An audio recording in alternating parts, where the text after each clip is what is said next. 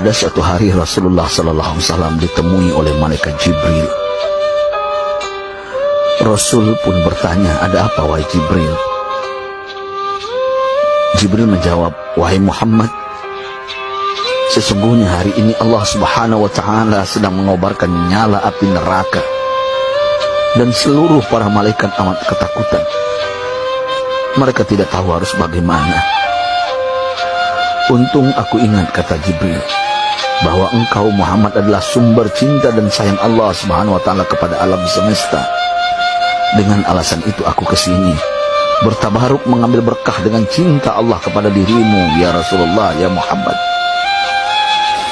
Rasulullah terdiam beberapa saat, kemudian bertanya lagi, "Wahai Jibril, ceritakan padaku bagaimana neraka itu sesungguhnya." Jibril menjawab, "Wahai Muhammad, neraka itu bagaikan lubang-lubang yang terdiri dari 7 tingkat. Jarak antara satu lubang dengan yang lain ialah perjalanan 70 tahun. Lubang paling bawah adalah lubang yang paling panas."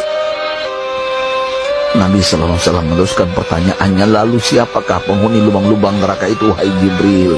Sampaikan kepadaku, Jibril." Jibril menjawab, "Lubang yang paling bawah diciptakan untuk orang-orang munafik. Lubang yang berikutnya untuk penyembah berhala, lalu untuk penyembah bintang dan matahari." Jibril terus menerangkan penghuni tingkatan neraka hingga lubang yang kelima, tempat umat Yahudi, dan yang keenam dihuni oleh umat Nasrani. Setelah menjelaskan penghuni 6 tingkatan neraka, Jibril diam cukup lama. Rasulullah SAW penasaran dan bertanya kepada Jibril, "Wahai Jibril, siapakah penghuni neraka yang ke-7?" Jibril diam saja tidak menjawab. Rasulullah SAW mengulangi pertanyaannya, tapi Jibril tetap diam.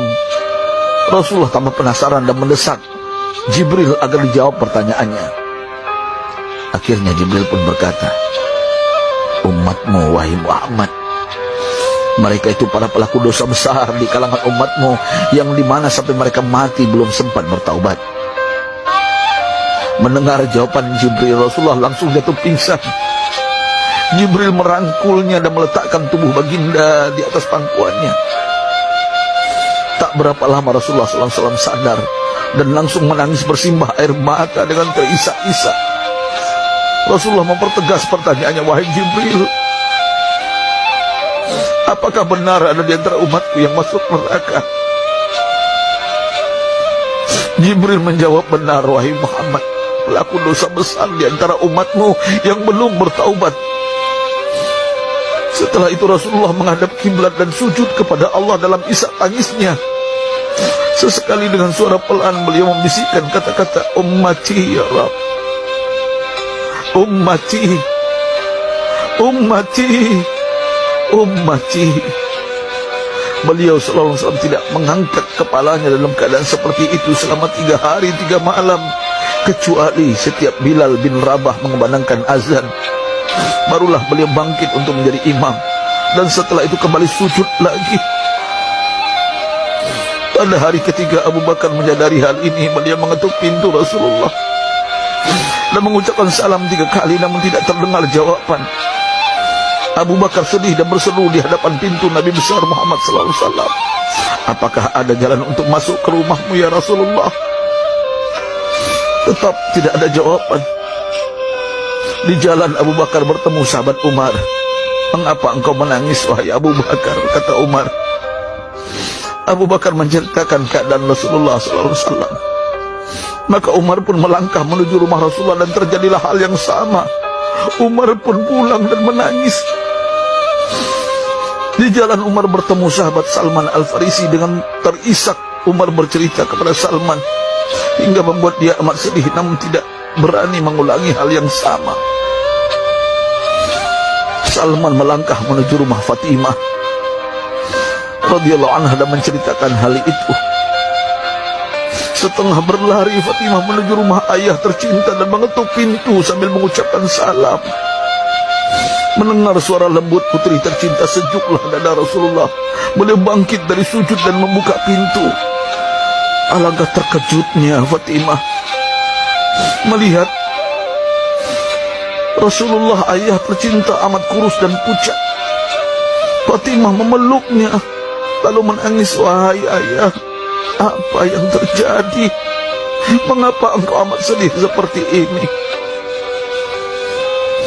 Rasulullah kembali menangis dan berkata dengan suara lirik, wahai Fatimah, belahan jiwaku, bagaimana mungkin aku tidak sedih sedangkan Jibril mengatakan akan ada kelak umatku yang akan masuk neraka.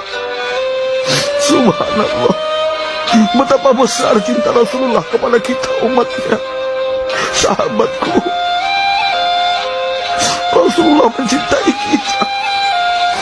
Antaman ma'aman ahbabta, engkau akan berkumpul dengan orang yang kau cintai. Mari kita mencintai baginda Nabi besar Muhammad SAW yang mencintai kita, umat yang tidak rela kita masuk neraka. Mari kita mencintai beliau dengan berselawat.